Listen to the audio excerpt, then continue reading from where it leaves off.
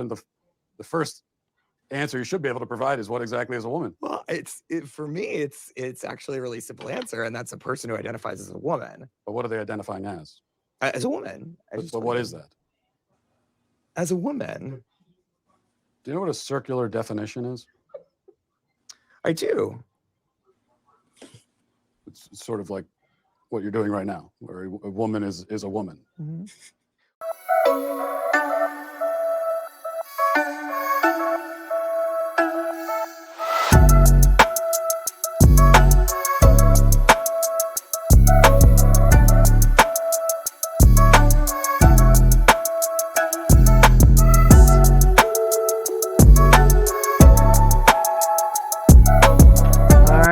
Welcome back to Real Talk Corners in the building. Got my co-host here, Bella. I was about to say Sabrina. Bella, Sabrina, Today she's Bella. Right. Why? Because we always got some shit to say. That's why we're back. University.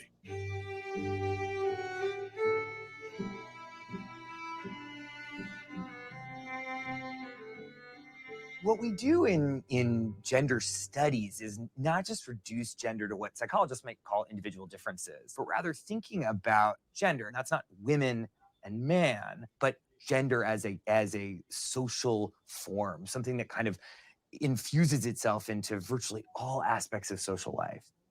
Let's talk about that then. I guess we should start with, we've got gender and sex, right? Yeah.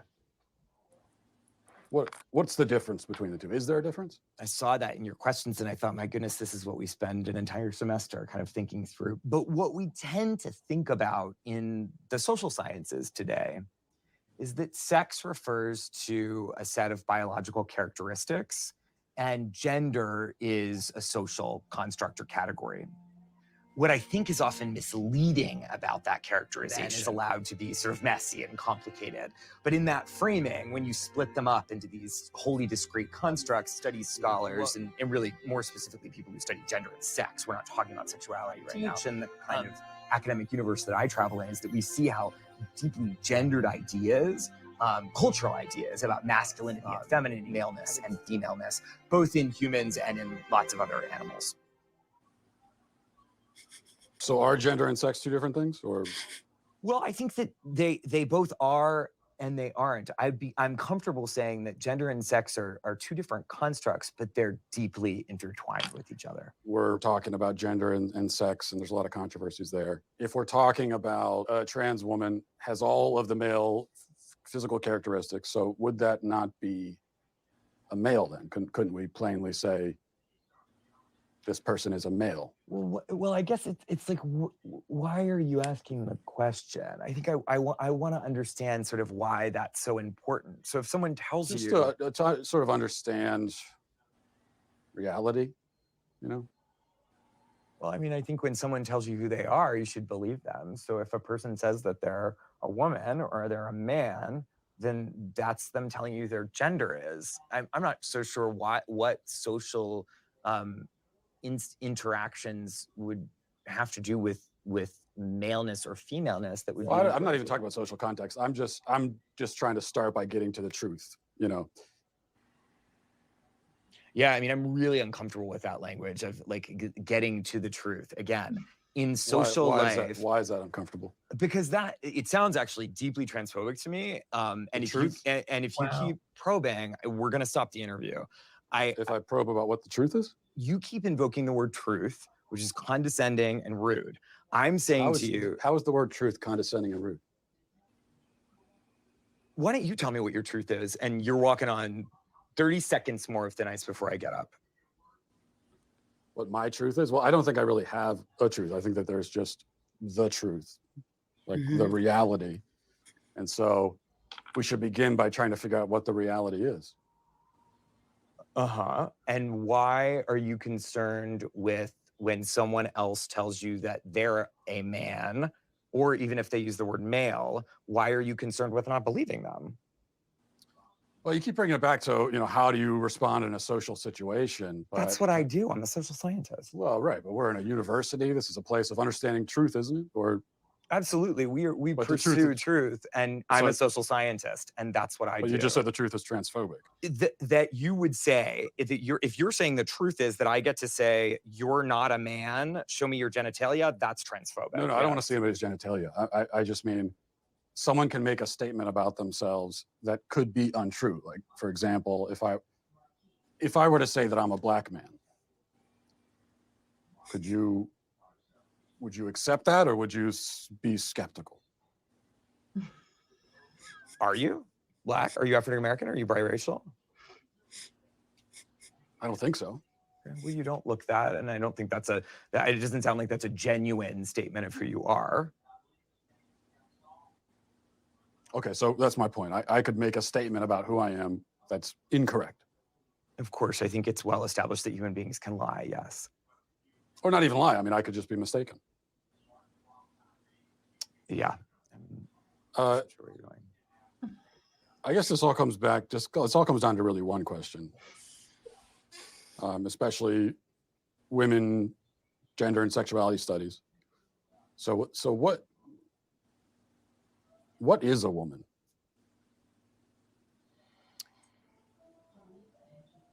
Why do you ask that question? I just really like to know.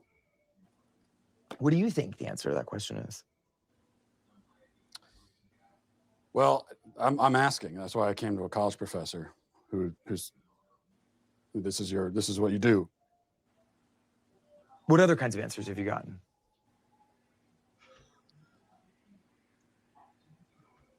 A lot of like this, where you're not answering, and I've gotten a lot of that. So I think it's interesting that you say that some of the people you've interviewed have been reluctant to answer it, and I think that has a lot to do with the questions that preceded it, and the way that you've conducted yourself in the interview. how have I conducted myself? How do you think you've conducted yourself? You Lord. just really don't want to answer the questions, do you? I came today very willing and enthusiastic about answering questions about women's and gender sexuality studies, which is So the you work that I wanted do. you wanted to answer questions about women's studies, and so shouldn't the first answer you should be able to provide is what exactly is a woman? Well, for me, it's actually a really simple answer, and that's a person who identifies as a woman. But what are they identifying as? As a woman. But what is that? As a woman.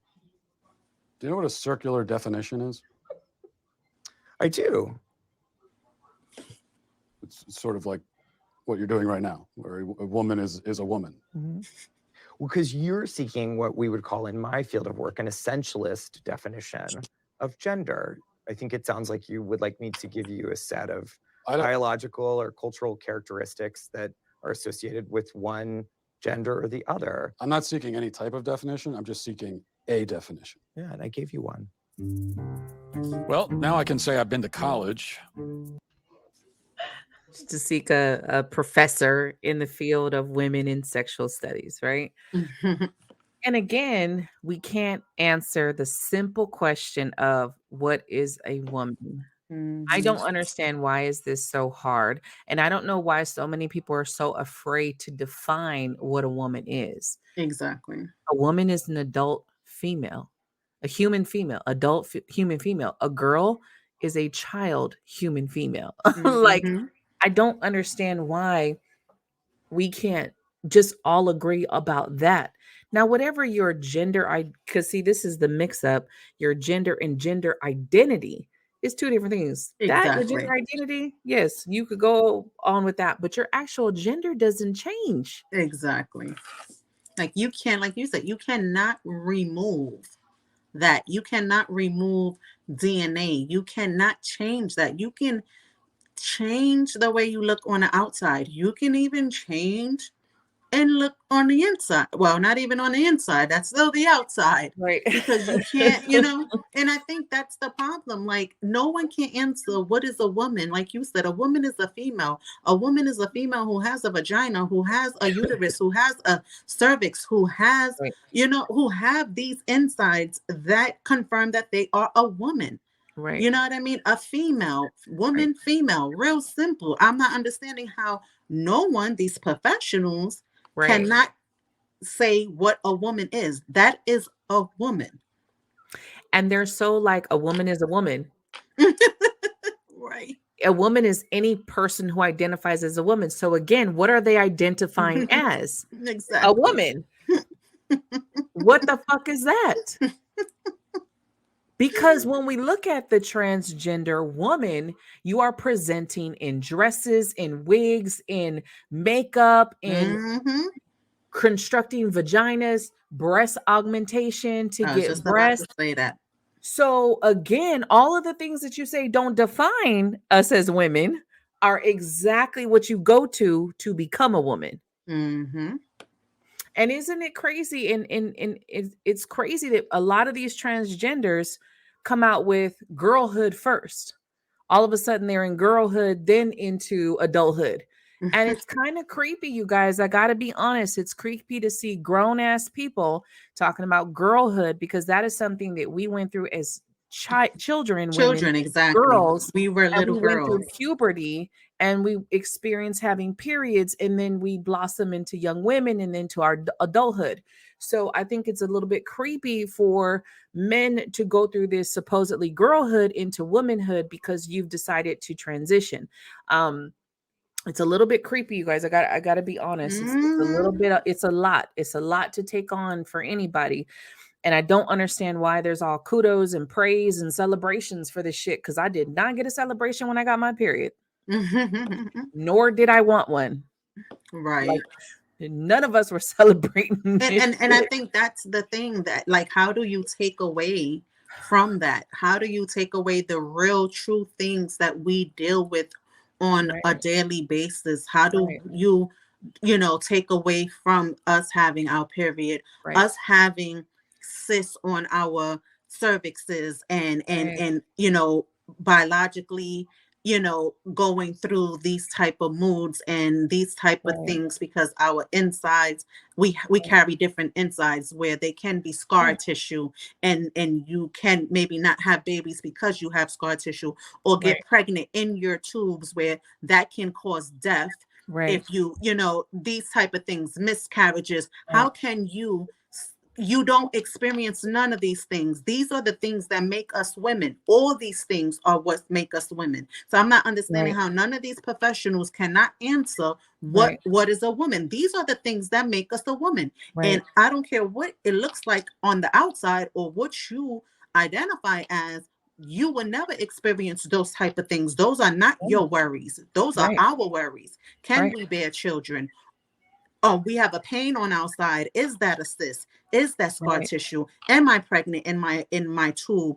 Or even when we do get told you're pregnant and it's in your tube, you're gonna lose the baby, or you had a miscarriage because you was pregnant. They will never experience those things. Emotionally, we go through those things, and physically in pain. So I'm not understanding how no one cannot say what a woman is. Those are the things that make us a woman, not a dress, not our titties, not because we have shoes on. That does not make us a woman, because not all of us have titties. Not all of us dress like that. Right. There's biologically a man, no matter what you transition or what you take, you'll never have a period. You're not going to go through those things. You're not going to ever be at risk for cervical cancer. You're not going to be at where we have to get pap smears to check and make sure we don't have abnormal cells on our cervix. You'll never have to go through that as a transgender woman. I think there is a transgender person life and what they go through. That's their own experience.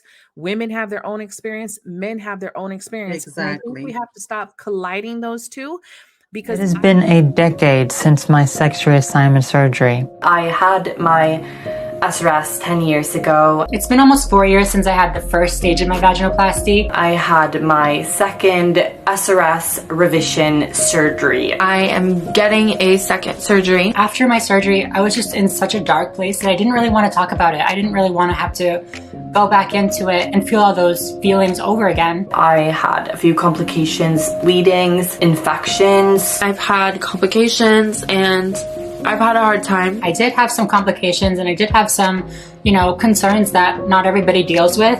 I thought it would make me happier, and initially it did. Was that worth the constant issues I've had? The dilation, I have to do for the rest of my life. I'm having the worst time with dilation. I was experiencing a little bit of dehiscence, which is basically when you are so swollen that the sutures that they put start to rip open. It was as bad as it sounds. I had trouble urinating. I kind of walked around with it for a year before I sought help. The reason I'm dilating twice a day is because if I miss once, it is so painful. I like dread it so much because it's so painful. Went to dilate again that night, and I think that I moved a stitch. I don't know what happened, but something happened and I was in excruciating pain. It felt like literally somebody had like shot me or stabbed me or burned me or something down there. I had to dilate and I had to try to open my urethra up, and it was just like, yeah, I'm going to start crying. I was bleeding every time. I literally was going to pass out. I threw up because I had so much pain. I remember like bawling my eyes out saying like, what did I do? Like, what did I do to myself? I fucked myself up. I'm never gonna heal from this. My body is constantly trying to heal after surgery, since it considers it to be an open wound. I mean, what can I do except go and have another revision? I remember starting to cry in the surgeon's office because I was like, I'm depressed, I'm in school, it's painful, like it's a lot.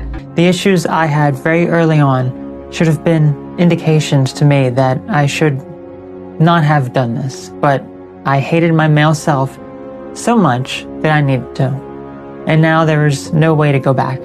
You can never go back. When you get a surgery, it's not always gonna go well. If I had known about the irreversible physical damage I caused to my body, then I would have never done any of this. It's very much a commitment for life. You're going to have to rely on doctors for the rest of your life. Don't be like me and deny problems until it's too late. Rather, address them so you can be happier and live a healthier life. Through a transgender experience. And so you can't just collide us all and say we're all the same. We're not.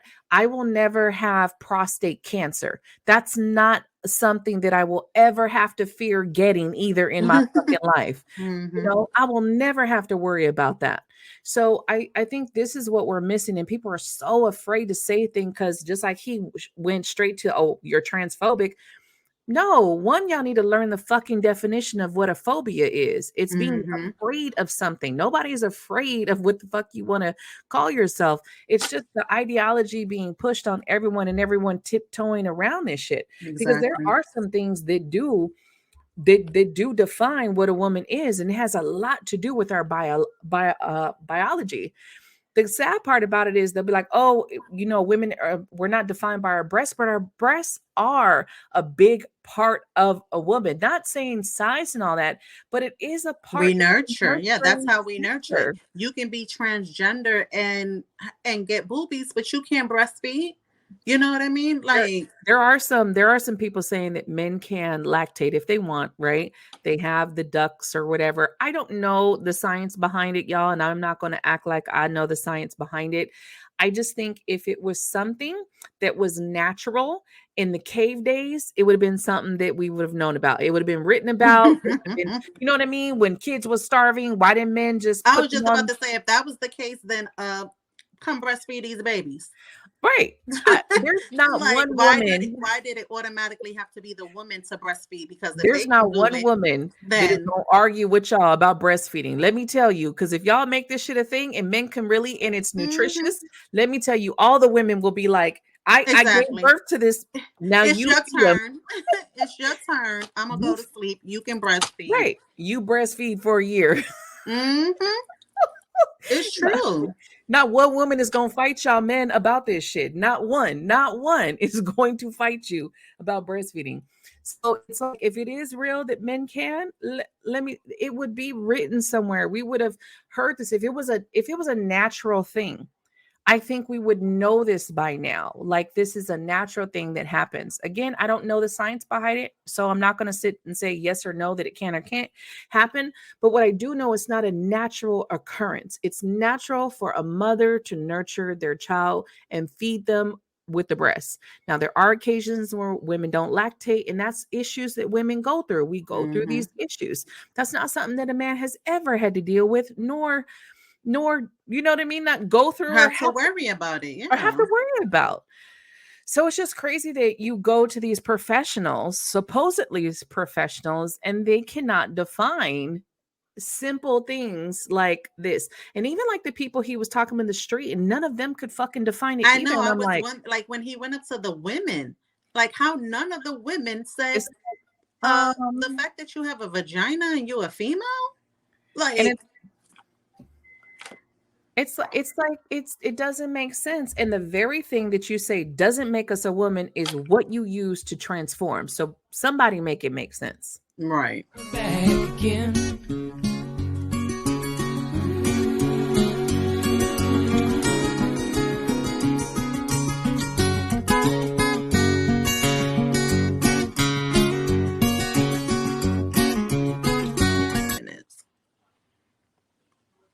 All right, y'all. Drop us a comment. Let us know how you think or what you feel about this shit. We want to know what you guys think about this, because this shit is crazy. What is a woman? Drop it in the comments. Let us know. What is a woman? Bye.